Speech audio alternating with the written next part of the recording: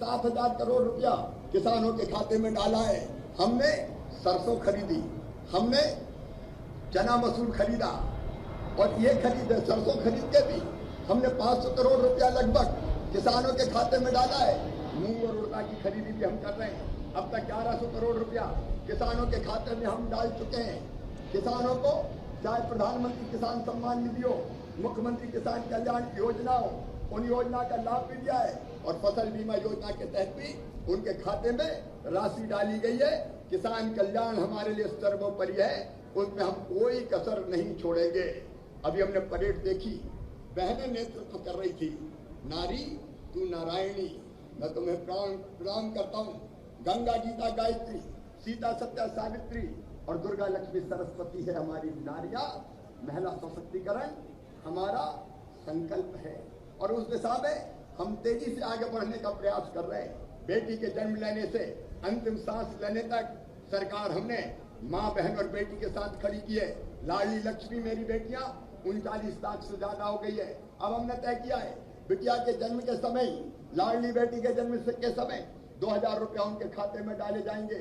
पढ़ाई के लिए अलग से पैसा दिए जाएंगे और लाडली लक्ष्मी बेटियां जैसे कॉलेज में प्रवेश करेगी 20,000 रुपया उनको और दिए जाएंगे। उच्च शिक्षा बेटियों की निःशुल्क हो, लाडली लक्ष्मियों की निःशुल्क हो, इसका इंतजाम किया जाएगा। मेरी वो माताएं जो बेटा बेटियों की जन्म देती है, बेटा बेटी के जन्म के पहले 4,000 और जन्म के बाद 12,000 रुपया देने का प्रधानमंत्री मातृ वंदना योजना के साथ हमने अलग से कार्यक्रम बना रखा है। बेटियों की शादियों, चाहे उनके लिए साइकिलों का इंतजाम हो, यूनिफॉर्म गणवेश हो और चाहे महिला स्व सहायता समूहों के माध्यम से महिला सशक्तिकरण हो। ये जो महिला स्व सहायता समूह है, ये नया इतिहास रच रहे हैं। पिछले साल हमने लगभग 1,500 करोड़ रुपया इनके खातों में डाल के जो अलग अलग सामान बनाती, इनकी सचमुच में सृजनात्मकता अद्भुत है। इनको और सशक्त किया जाएगा। सामाजिक सशक्तिकरण, आर्थिक सशक्तिकरण, शैक्षणिक सशक्तिकरण। अभी हमने तय किया रजिस्ट्रियों में 3% की जगह अगर महिलाओं के नाम पर रजिस्ट्री होती है तो केवल 1% रजिस्ट्रेशन का शुल्क लगेगा। मुझे कहते हुए खुशी है 10% ज्यादा रजिस्ट्रियां महिलाओं के नाम पर इस फैसले के कारण हुई है। महिला सशक्तिकरण में मेरी सरकार, हमारी सरकार कोई कसर नहीं छोड़ेगी।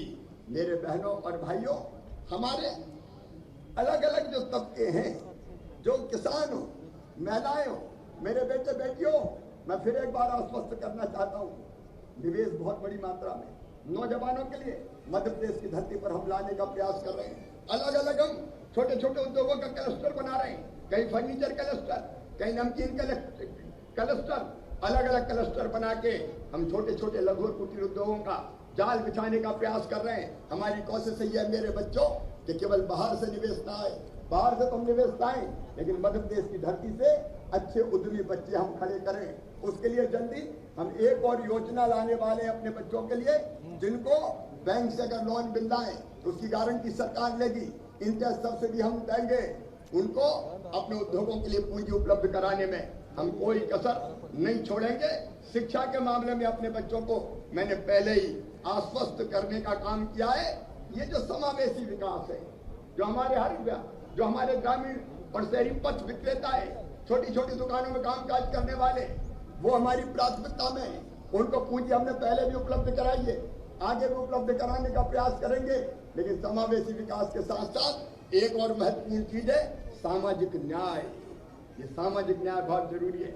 और इसलिए मेरे बहनों और भाइयों, हमने ये तय किया है हमारी अनुसूचित जाति, जनजाति के मेरे बहनों और भाई जंगल में रहते हैं, सीधे साधे सरल, भोले भाले, कम में प्रसन्न रहने वाले, लेकिन मुझे कई बार ये लगता है कि भौतिक प्रगति की चाह में तथाकथित सभ्य समाज ने वनों का विकास तो किया और वनों को बचाने की जवाबदारी अकेले हमारे जनजाति भाई और बहनों के ऊपर छोड़ दी।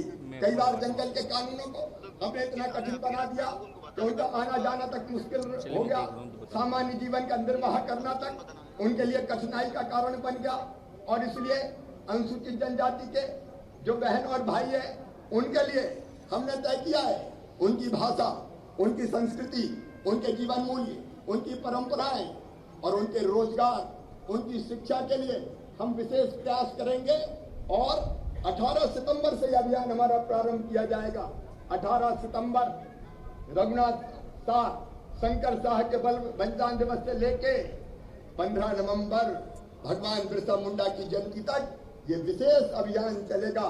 कला और संस्कृति की रक्षा का, शिक्षा का, रोजगार का, स्वास्थ्य की रक्षा का, सिकिल सेमिया जैसी बीमारियां, थैलीसेमिया जैसी बीमारियां, रक्त विकार की अनेकों तरह की बीमारियां उनको उनके स्वस्थ जीवन में बाधा डालती है, उनका भी हम मुकाबला करेंगे। और सामुदायिक वन प्रबंधन में जनजाति भाइयों और बहनों को सामुदायिक वन प्रबंधन के अधिकार दिए जाएंगे, ये स्पष्ट घोषणा मैं करता हूं। हमारे अनुसूचित जाति के भी सुरक्षा की, सम्मान की, रोजगार की, शिक्षा की भरपूर चिंता की जाएगी। 17,900 करोड़ के आसपास इसके लिए हमने राशि का प्रावधान इस बजट में किया है। हमारे पिछड़े वर्ग के बहनों और भाइयों को मैं आश्वस्त करना चाहता हूं, प्रधानमंत्री जी ने संविधान में संशोधन करके पिछड़े वर्गों के लिए विशेष प्रावधान किए। पिछड़ा वर्ग आयोग को संवैधानिक आयोग का दर्जा दिया है। 27% रिजर्वेशन के नाम पर पिछले दिनों लगभग धोखा हुआ है, लेकिन हमारी सरकार का ये प्रयास रहेगा कि 27% आरक्षण पिछड़ों के लिए लागू करने में हम कोई कसर न छोड़ें और हम उसके लिए न्यायालय में हम जो आवश्यक पैरवी है उसका पूरा इंतजाम करेंगे। पिछड़े वर्गों के सामाजिक, शैक्षणिक और आर्थिक स्थिति का अध्ययन करने के लिए एक नया कमीशन बनाने का भी मैंने फैसला किया है, जो व्यापक पैमाने पर पिछड़े वर्ग के भाई और बहनों की इन स्थितियों का अध्ययन करके उनमें सुधार के लिए अपनी अनुशंसाएं देगा। पिछड़े वर्ग के कल्याण के लिए हम संकल्पित हैं। मेरे बहनों और भाइयों, मैं ये भी कहना चाहता हूँ, हमारे सामान्य वर्ग के जो निर्धन भाई और बहन है, 10% आरक्षण हमने उनके लिए सुनिश्चित किया है। लेकिन गरीब किसी भी वर्ग में पैदा हो, भूख और बीमारी वर्ग देख के नहीं आती, और इसलिए सामान्य निर्धन वर्ग का कल्याण भी सुनिश्चित किया जाएगा। अल्पसंख्यक हो या घुमक्कड़ और अर्ध घुमक्कड़ भाई और बहनों, उनको भी स्थायी बसेरा मिले और वह समाज की मुख्य धारा में लौटे, इसके लिए हम विशेष प्रयत्न करेंगे। मेरे बहनों और भाइयों, सहकारिता एक और क्षेत्र है कि जिसके माध्यम से हम रोजगार के नए अवसर पैदा करने का प्रयास करेंगे। परंपरागत सहकारिता नहीं, सहकारी क्षेत्र के अलग अलग जो हिस्से हैं, अलग अलग जो मुद्दे हैं, उन पर हम काम करके केवल किसी के क्षेत्र में नहीं, अलग अलग क्षेत्रों में भी व्यापक पैमाने पर अभियान हम चलाएंगे। सहकारिता के साथ साथ संस्कृति हमारा एक बहुत महत्वपूर्ण मुद्दा है। मध्य प्रदेश की संस्कृति बहुत अमीर है। सचमुच में हमारे यहाँ इतनी विविधता है और इतने तरह की संस्कृतियों के अलग अलग रंग है कि मैं देख के आश्चर्यचकित हो जाता हूँ, रोमांचित हो जाता हूँ। हमने तय किया है, जो एक आज नहीं हजारों साल पहले हमारे ऋषियों ने कहा, एक ही चेतना समस्त जड़ एवं चेतन में अनुसूत है। एक ही चेतना सब में, इस एकात्मता का बोध कराने के लिए ओंकारेश्वर में अद्वैत वेदांत संस्थान बनाने का हमने फैसला किया है। आचार्य शंकर की विशाल प्रतिमा वहां स्थापित की जाएगी। वहां शोध होंगे, रिसर्च होंगे और कैसे दुनिया के सारे मतभेदों को दूर करने के लिए अद्वैत वेदांत उपयोगी हो सकता है, इसका अनुसंधान करके इसको जन जन के बीच में हम ले जाने का प्रयास करेंगे। केवल अद्वैत वेदांत संस्थान नहीं, हमने अहिल्या माँ, जो देवी अहिल्या बाई, उनका स्मारक बनाने का फैसला किया है। बाजीराव पेशवा अद्भुत वीर थे, उनका भी स्मारक बनाया जाएगा। और अटल जी जो ग्वालियर की धरती पर पढ़े लिखे और बड़े हुए, उनकी स्मृति में भी एक विशाल स्मारक बनाया जाएगा। संस्कृति का हर रंग कैसे अपनी छठा मध्य प्रदेश की धरती पर बिखेरे, इसके लिए हम कृत संकल्पित है। हमने जो ग्रामीण भाई और बहनें, उनके जमीन पर उनका अधिकार उनको मिले, इसे स्वामित्व अभियान प्रारंभ किया है। मेरे बहनों और भाइयों, हमारे पुलिस पे आज मैं कह सकता हूँ, हमें गर्व है। सचमुच में हमने एक नहीं अनेकों अभियान चलाए। माफियाओं के खिलाफ मध्य प्रदेश की धरती पर अभियान चला। मुझे कहते हुए प्रसन्नता है, मध्य प्रदेश के हमारे पुलिस बल ने, पुलिस फोर्स ने, हमारे जवानों ने माफियाओं के दिमाग ठिकाने लगाने में कोई कसर नहीं छोड़ी। मैं उनको बधाई देता हूं और आगे भी हमारा संकल्प है। हमने पुलिस बल को अत्याधुनिक संसाधनों से लैस करने का फैसला किया है। नई टेक्नोलॉजी से वो लैस हो, इसके प्रयास भी हमारे निरंतर जारी है। उनके हाथों में हम और अधिकार दें ताकि वो और प्रभावी ढंग से कार्रवाई करें। ये भी हमारा संकल्प है। चाहे माफियाओं के खिलाफ कार्रवाई का मामला हो, हमने कड़े कानून बनाए। विशेषकर अवैध शराब के मामले में हमने फैसला किया है कि अवैध शराब का जो उत्पादन करते हैं, परिवहन करते हैं, बेचने का काम करते हैं, जहरीली शराब, हमने प्रावधान किया है कि ऐसे लोगों को फांसी की सजा तक भी दी जाएगी। कानून और व्यवस्था के मामले में हमारी पुलिस ने न केवल माफियाओं को खदेड़ा है, बल्कि हमारी मां बहनों, विशेषकर बेटियों की रक्षा के लिए मुस्कान जैसे विशेष अभियान चलाए और उनके परिणाम भी देखने में आए। 4000 से ज्यादा बेटियां वापस लेके यही हमारे पुलिस के बल लेके आए। नक्सलियों के खिलाफ हमारे पुलिस बल ने प्रभावी कार्रवाई की है और कई इनामी नक्सलियों को मारने में, पकड़ने में सफलता प्राप्त की है। मैं अपने पुलिस फोर्स को एक बार फिर से बधाई देता हूं। कर्मचारी जन कल्याणकारी योजनाओं को जनता तक ले जाने के लिए हमारे बहुत महत्वपूर्ण अंग है और हमारे कर्मचारियों ने बहुत निष्ठा से अपने काम को अंजाम देने का प्रयास किया है। मैं जानता हूं पिछले दिनों आर्थिक संकट के कारण जो अपेक्षित महंगाई भत्ता और सुविधाएं उनको मिलना चाहिए थी, सरकार दे नहीं पाई। लेकिन धीरे धीरे हमारी अर्थव्यवस्था अब फिर पटरी पर लाने का हम प्रयास कर रहे हैं। जल्दी कर्मचारी भाइयों के जो अधिकार हैं वो उनको सौंप दिए जाएंगे। आप जानते हैं मेरे कर्मचारी बहनों और भाइयों, केंद्र के समान महंगाई भत्ता देने का काम भी किया था तो हमने ही किया था। बीच में यह व्यवधान आया है। जैसे ही अर्थव्यवस्था ठीक होती है और पटरी पर आने के लक्षण पूरे दिखाई दे रहे हैं, हम सारे अधिकार आपको देंगे। मैं केवल इतनी अपील करना चाहता हूं कि पूरी लगन से, पूरी निष्ठा से, पूरी मेहनत से और पूरे समर्पण से हम अपने काम को अंजाम देते रहें। अंत में मैं ये कहना चाहता हूं मेरे बहनों और भाइयों, प्रदेश को बनाना केवल सरकार का काम नहीं है। अकेली सरकार नहीं बना सकती, केवल सरकारी अधिकारी नहीं बना सकते, केवल सरकारी कर्मचारी नहीं बना सकते, केवल मुख्यमंत्री और मंत्री नहीं बना सकते। अगर मध्य प्रदेश बनाना है तो मध्य प्रदेश के हर नागरिक को अपना सर्वश्रेष्ठ देने का प्रयास करना होगा। मैं आज आपसे यह अपील करना चाहता हूं कि मध्य प्रदेश के निर्माण के लिए हमने जो एक मॉडल बनाया है, जन भागीदारी का मॉडल, जनता के साथ मिलकर फैसला करना। मैं एक बार फिर से मध्य प्रदेश की धरती पर पंचायतों का आयोजन प्रारंभ करूंगा। बीच में व्यवधान आ गया था, कोरोना काल के कारण भी हम लोग इकट्ठा नहीं कर पाए। जनता के कल्याण की योजनाएं जनता के साथ मिलकर बनाएंगे और जनता के साथ ही उनको मिलकर क्रियान्वित करके नीचे ले जाएंगे। इसके अलग अलग वर्गों की पंचायतों का फिर से आयोजन का क्रम मध्य प्रदेश की धरती पर प्रारंभ करके उन वर्गों के कल्याण की हम नई योजनाएं बनाएंगे। मध्य प्रदेश आत्मनिर्भर मध्य प्रदेश का निर्माण जन भागीदारी के माध्यम से यह हमारा संकल्प है। उसे जनता को भागीदार बना के न केवल योजना बनेगी बल्कि उनके क्रियान्वयन का काम भी किया जाएगा। मेरे प्रदेशवासियों, आप सबसे मैं यही निवेदन करता हूँ, यही प्रार्थना करता हूँ कि आत्मनिर्भर मध्य प्रदेश के निर्माण में मुझे आप सबका सहयोग चाहिए, हमें आप सबका सहयोग चाहिए, क्योंकि जनता के बिना अकेली सरकार मध्य प्रदेश का निर्माण नहीं कर सकती। और मध्य प्रदेश के निर्माण की बात में आप क्या करें, अगर ये मुझे कहना हो तो मैं एक ही बात करूंगा कि आपके जो कर्तव्य है नंबर 1, आप उनका ईमानदारी और निष्ठा के साथ पालन करें। किसान अन्न पैदा करे, सरकारी कर्मचारी और अधिकारी ईमानदारी से जनता की सेवा करें, पुलिस बल अपना काम करे, उद्योगपति और व्यापारी व्यापार और उद्योग बढ़ाने का काम करें। जो ड्यूटी हमारी है उस ड्यूटी को हम पूरी करें। दूसरा संकल्प आप लें कि कोविड एप्रोप्रिएट बिहेवियर का पालन करेंगे।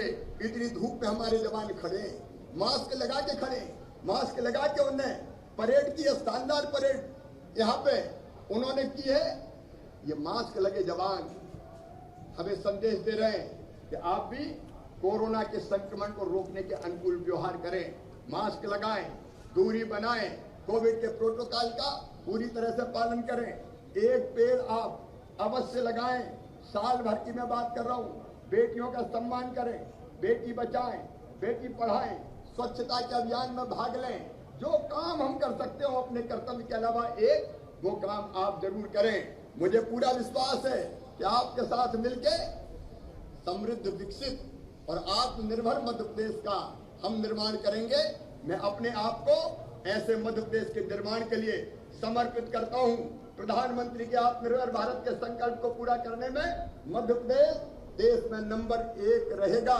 तो आइए हम सब इस शुभ अवसर पर प्रदेश के मस्तक पर जन भागीदारी के कुमकुम और सुशासन के अक्षत से आत्मनिर्भरता का तिलक करें। बाधाएं आती है आए, घिरे प्रलय की घोर घटाएं, पांव के नीचे अंगारे, सिर पर बरसे यदि ज्वालाएं, निज हाथों में हंसते हंसते आग लगाकर जलना होगा, कदम मिलाकर चलना होगा, कदम मिलाकर चलना होगा। बहुत बहुत धन्यवाद। एक बार फिर मेरे साथ बोलिए, भारत माता की, भारत माता की, भारत माता की। और एक बार हम बोलेंगे जय मध्य प्रदेश। मैं कहूंगा जय मध्य प्रदेश, आप बोलेंगे जय मध्य प्रदेश, जय मध्य प्रदेश। बहुत बहुत धन्यवाद।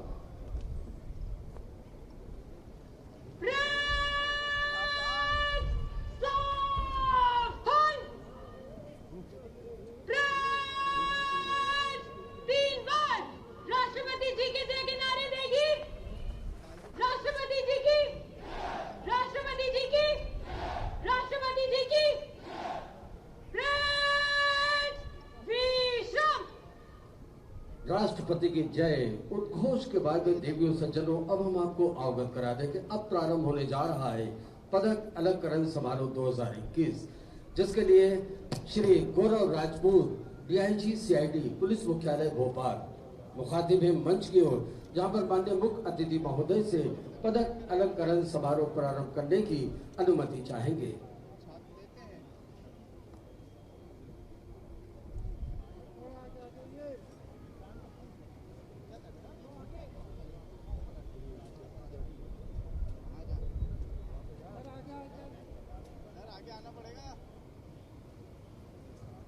पदक अलंकरण समारोह प्रारंभ करने की अनुमति चाहता हूं श्रीमान।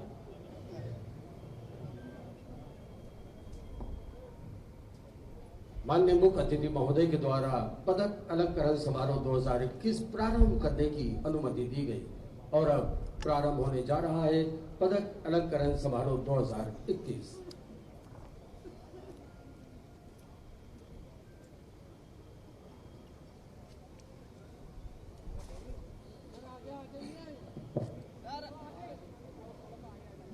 स्वतंत्रता दिवस 2021 के अवसर पर पदक प्राप्तकर्ताओं का विवरण। पुलिस विभाग में वर्ष 2019 एवं 2020 में घोषित विशिष्ट सेवा पदक कुल संख्या 9। जेल विभाग के वर्ष 2020 में घोषित विशिष्ट सेवा पदक कुल संख्या 1। विशिष्ट सेवा के लिए राष्ट्रपति जी का होमगार्ड तथा नागरिक सेवा पदक कुल संख्या 3। पुलिस विभाग के वर्ष 2019-20 एवं 2021 में घोषित सराहनीय सेवा पदक कुल संख्या 35। जेल विभाग में घोषित सराहनीय सेवा पदक कुल संख्या 11। सराहनीय सेवा के लिए राष्ट्रपति जी का होमगार्ड तथा नागरिक सुरक्षा पदक कुल संख्या 4। जीवन रक्षक पदक कुल संख्या 6। इस प्रकार कुल 69 पदक प्राप्तकर्ताओं को माननीय मुख्य अतिथि महोदय द्वारा पदक प्रदान किए जाएंगे। विशिष्ट सेवा के लिए राष्ट्रपति महोदय का पुलिस पदक श्री KT वाइफे, अतिरिक्त पुलिस महानिदेशक, लोकायुक्त, मध्य प्रदेश, भोपाल।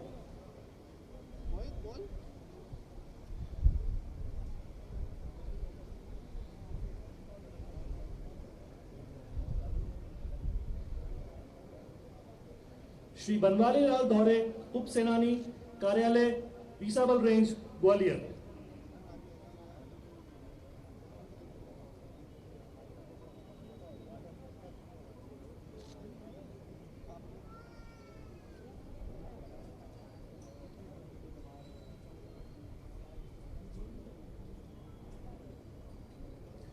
श्री हर्ष कुमार सक्सेना, सेवानिवृत्त, उप पुलिस अधीक्षक, गुप्त वार्ता, पुलिस मुख्यालय, भोपाल।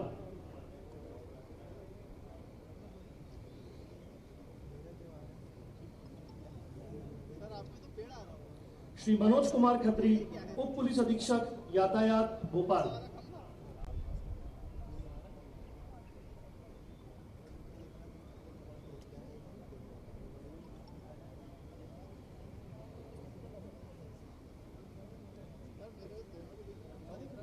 श्री अशोक केटी, सेवानिवृत्त उप पुलिस अधीक्षक ईओडब्ल्यू भोपाल।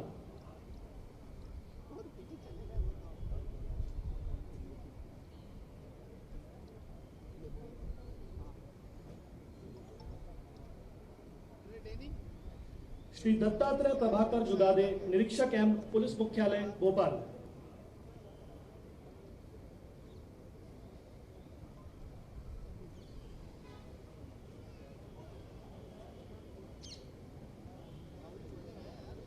श्री मिलिंद साथे, सूबेदार एम, कार्यालय पुलिस महानिदेशक, पुलिस मुख्यालय भोपाल।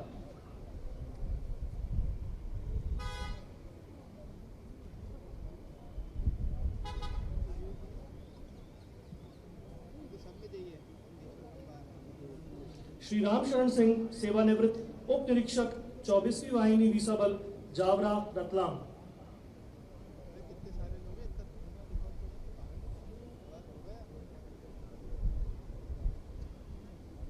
श्री रमाशंकर द्विवेदी, सेवानिवृत्त प्रधान आरक्षक, पुलिस अधीक्षक कार्यालय भोपाल।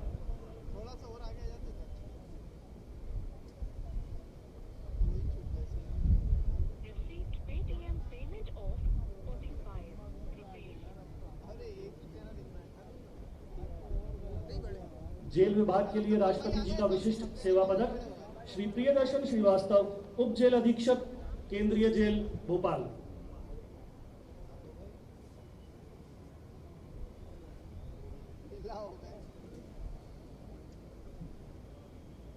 नगर सेना तथा नागरिक सुरक्षा के लिए राष्ट्रपति जी का विशिष्ट सेवा पदक श्री विक्रम सिंह मालवीय, जिला सेनानी, नगर सेना, शाहजहांपुर।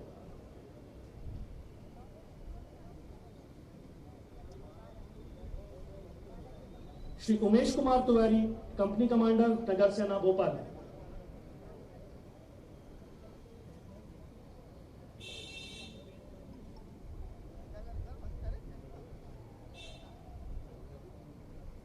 श्री इमदाद अली, सहायक उप निरीक्षक एम, नगर सेना, आगर मालवा।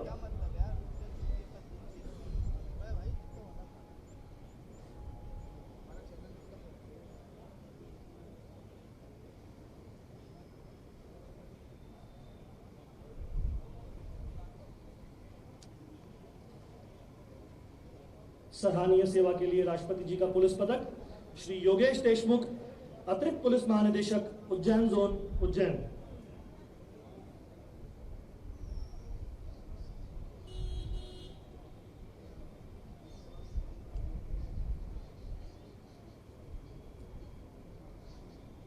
श्री अनुराग शर्मा, उप पुलिस महानिरीक्षक, बालाघाट।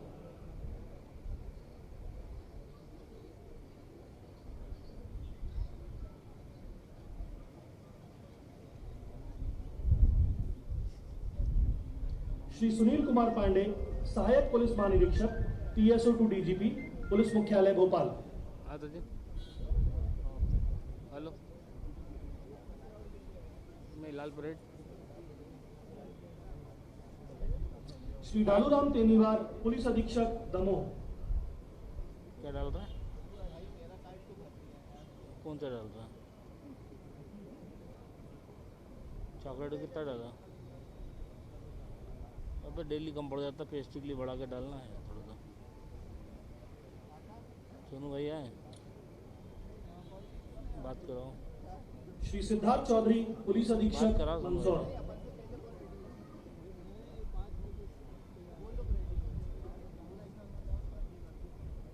या ये बेस कम पड़ जाएगा अपन को, चॉकलेट का, वेनिला का। श्री राय सिंह नरवरिया, अतिरिक्त पुलिस अधीक्षक, मुरैना। फिर कम पड़ जाएगी, आज जाएंगे ना पेस्ट्री थोड़ी सी।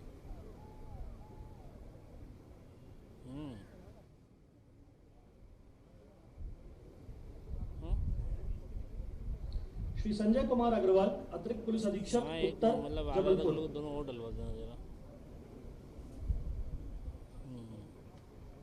और हाँ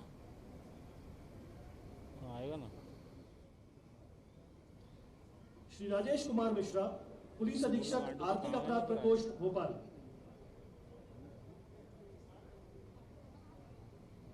क्या यार अंकल जी।